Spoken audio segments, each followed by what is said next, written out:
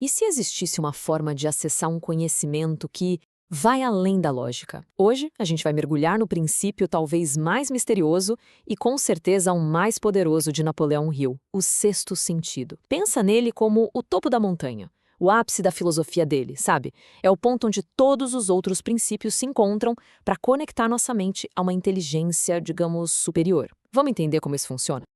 Para começar, vamos pegar uma ideia do Rio que, à primeira vista, parece até meio estranha. Ele diz que o fracasso não é o fim da linha. Pelo contrário, é o começo de algo. Cada tropeço, cada derrota é, na verdade, uma semente. E é justamente nesse terreno, no solo fértil da dificuldade, que uma das nossas habilidades mais incríveis, a intuição, começa a brotar. Tá, mas como é que a gente desenvolve essa tal de intuição? A resposta que o Rio dá é bem interessante. Não é um dom mágico que só alguns sortudos têm. Nada disso. É uma habilidade que pode sim ser cultivada, passo a passo, dominando outros princípios que são a base de tudo. Então, esse aqui é o nosso roteiro. A gente vai ver como cada um desses pontos vai construindo a base para o próximo, até chegar lá no topo na ativação do sexto sentido. Pensa que cada passo é um degrau que não dá para pular nessa subida. Ok, tudo começa aqui e olha, isso é muito importante de entender.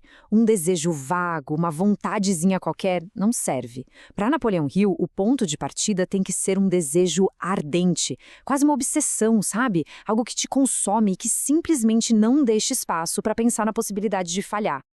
A história do Edwin C. Barnes é o exemplo perfeito disso. Imagina a cena. Ele apareceu no laboratório do Thomas Edison parecendo um mendigo, sem um tostão no bolso, sem conhecer ninguém, mas com uma certeza que não dava para abalar. Ele ia ser sócio do Thomas Edison.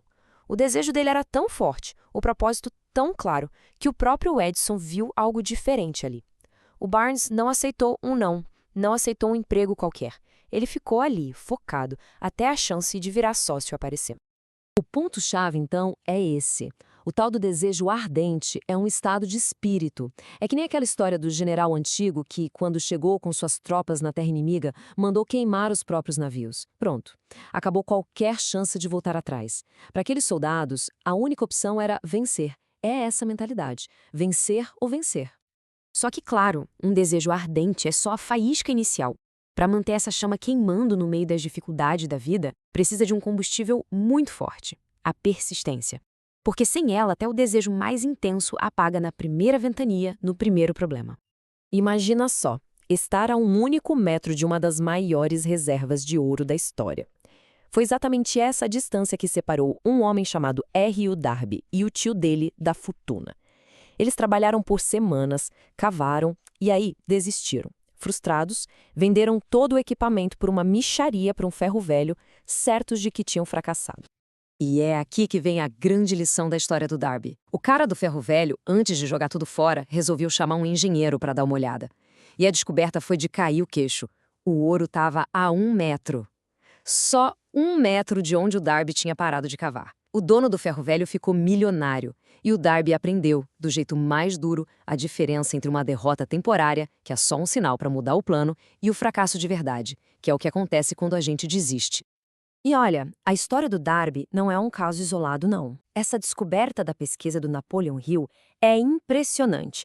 Ele descobriu que o sucesso, muitas vezes, está escondido logo ali, um passinho depois do ponto em que a maioria das pessoas joga a toalha. A persistência é o que nos faz atravessar esse vale da derrota temporária. Bom, então a gente já tem a faísca, que é o desejo, e o combustível, que é a persistência. Agora falta o projeto, o mapa. E é aí que entra a imaginação criativa. Pensa nela como a oficina da nossa mente. É lá que o desejo vira um plano de verdade, um plano concreto, e é lá também que os primeiros sussurros da intuição começam a aparecer.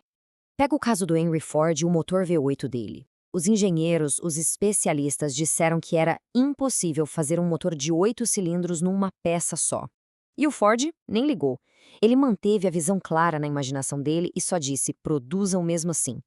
Depois de meses e meses tentando, a persistência, movida pela imaginação, achou um jeito. O impossível foi derrotado não com mágica, mas com uma visão que ninguém conseguiu abalar. E a história tá cheia de exemplos assim. A Coca-Cola, esse império gigantesco, nasceu de uma ideia e uma chaleira. O coronel Sanders, do KFC, já com 62 anos e quebrado, usou a imaginação para vender a receita, não só o frango. A Mrs. Fields imaginou uma loja onde as pessoas pudessem comprar cookies quentinhos. E o Jeff Bezos? Ele juntou duas coisas que já existiam, uma livraria e a internet, para criar a Amazon, algo completamente novo. Certo. Então já temos o desejo, a persistência e a imaginação. Mas como é que a gente multiplica essa força? Como acelera tudo? A resposta do Hill para isso é o princípio da mente mestra, ou mastermind. É aquela energia extra, sabe? Aquela sinergia que aparece quando duas ou mais mentes se juntam em total harmonia com um objetivo em comum. A criação da US Steel é um exemplo gigantesco disso. Um cara chamado Charles Schwab, num único jantar, jogou uma ideia visionária para um grupo de pessoas muito poderosas, incluindo o famoso JP Morgan. A energia daquela reunião, a força daquele mastermind, literalmente deu à luz um gigante industrial que mudou a história dos Estados Unidos. E essa é a definição. Não é só sobre trabalhar em equipe, é mais do que isso. É sobre criar uma terceira mente, uma força invisível que nasce dessa harmonia e desse objetivo em comum. Essa energia extra que, segundo Hill, abre as portas para ideias maiores, para insights, conectando o grupo a uma inteligência infinita. E assim, a gente chega no topo da montanha. Depois de dominar o desejo, a persistência, a imaginação e o poder do mastermind, uma coisa incrível acontece. O sexto sentido não é o começo do caminho, entende? Ele é o resultado final. É a consequência natural de aplicar todos os outros princípios com disciplina. O Hill descreve o sexto sentido como se fosse um rádio. Quando a nossa mente está bem sintonizada, depois de praticar todos os outros princípios, ela começa a captar uns sinais, sabe? Aqueles palpites, inspirações, ideias criativas que parecem que surgem do nada. É como ter um anjo da guarda pessoal, que avisa sobre perigos e mostra oportunidades que ninguém mais vê. E aí vem a pergunta: como se treina para isso? Bom, o treino é exatamente tudo que a gente conversou até agora.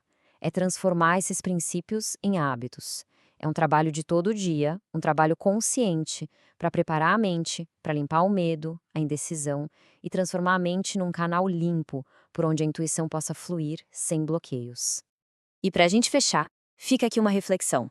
Ao colocar esses princípios em prática e acalmar um pouco o barulho da mente, que mensagens, que ideias será que já não estão tentando chegar? O sexto sentido pode estar falando neste exato momento. O grande desafio é a gente aprender a escutar.